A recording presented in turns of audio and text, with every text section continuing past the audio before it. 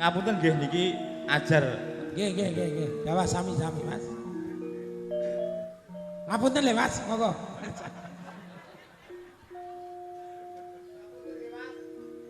Biyen aku rak wis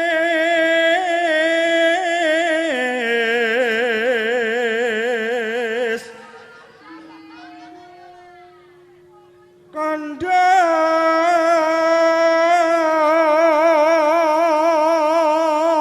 Suarane kaya dalang Rudi Gareng nih, Sak. mboten niki pandemen kula namung taman. Nggih, Pak. Nggih. Lah, kula rayi jenengan Rudi Bagong. Marang sira duh wong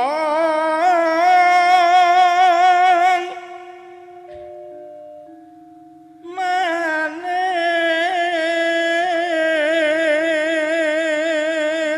Aku ora percaya nek iki bar mulih ke Korea. Iki aja-aja sok grup yoga iki kan. Warane apik ram iki. Korea peneng panggodane katresnan. Enten lho Mas, mriku niku seni nggih wonten. Nggih. Iki kok cerewet iki nyapa iki? Cerewet nyapa? Nah iki Jawa Timur ini lho, cerewet iki ngopo? Wah, penyanyi telu dan nyamput kabeh. Pinten Mas? Dindingane ilang Mas niku wau. Eling ajroning bebrayan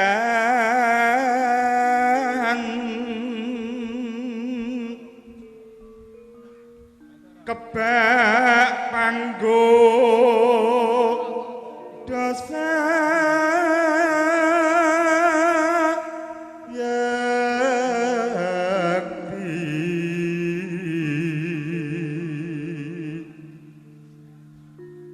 niki kula rada lali lho Mbak, terus pripun iki cakepane?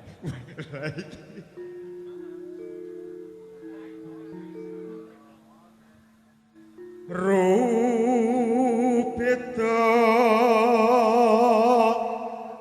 kang ngrimpeti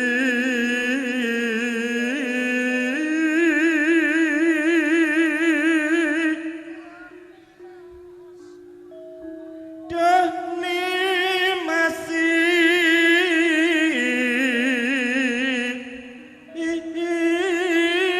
lawan ayu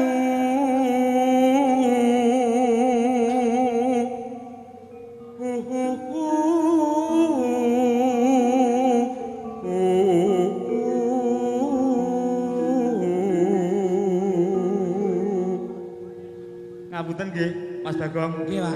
Santai mana. Malah ampun sae-sae wong apik jenengan le kali kula.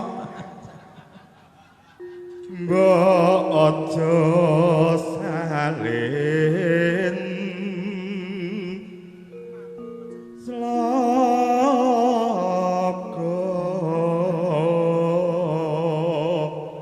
lan maneh citra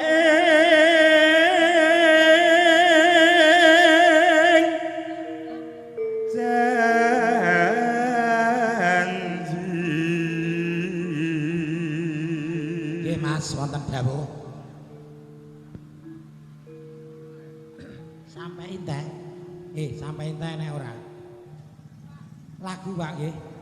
Lagu sampai entek. Enek ora? Pak, ngapunten Pak, entene sampai enteki Pak mriki, Pak. Saestu, Pak. Mbok bilih mangke gantos napa? Lagunipun mbok boten saged katur. Undang-undang peraturan LA campur sari, walaupun lagunya tidak bisa diaturkan, uang masuk tidak bisa ditarik kembali. Wes, musuh kopet iki. jebul teko gandeng marang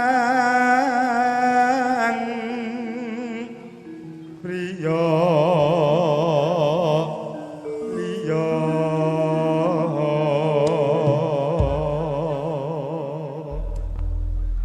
sajak yo ndak puwe nak anu Mas Bagong lek ndene wedok nyatune yo mbak duet karo aku kene genti-genten kok kan kalau aja yo kok pengen nyedek kalau ya. mau sampun tengah ini kan jenengan milih sing niki nama sing niki nggih manut kula sendiri ampun manut to sing etan ki ambak mawon niki nggih niki 200 nek niki sak pawe jane saya kelasnya wong kan ngomah ya enek sing ngopeni kok Mas monggo panjenengan buka napa kula Kang Mas wah lha iki pripun jar kene maneh dijar sing buka sapa to jar engko alah nggih biasane niku piyai kakung gek dibuka gek dilebetke dilebon anu lagune niku lho peh iki ndak patek kendel iki dina iki peh dibuka mawon nggih nggih enggak Mbiyen aku rak wis kandha jroning kebrayan kebak ing panggoda bebasan wanci panglo tanpa abot peteng dedekan rinoso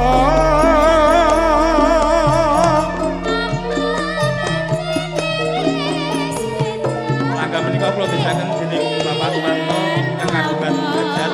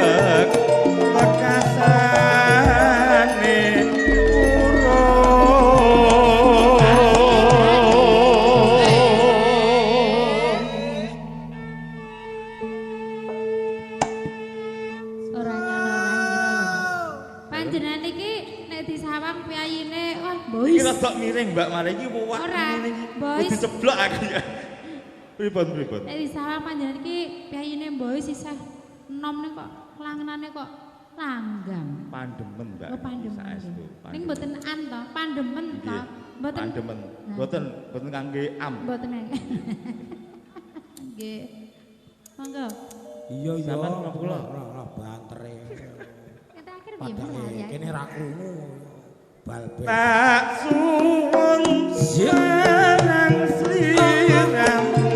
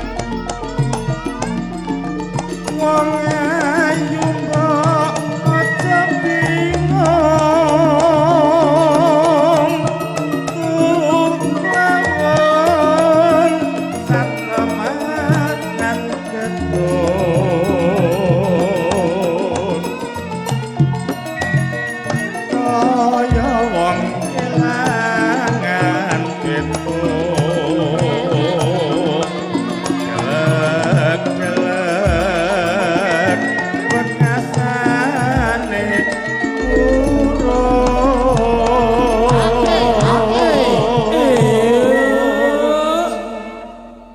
ngapunten nggih, Mbak. Ajar kula niki saestu. Ngapunten sangat. Niki duwangu mboten bengok jenengan. Monggo.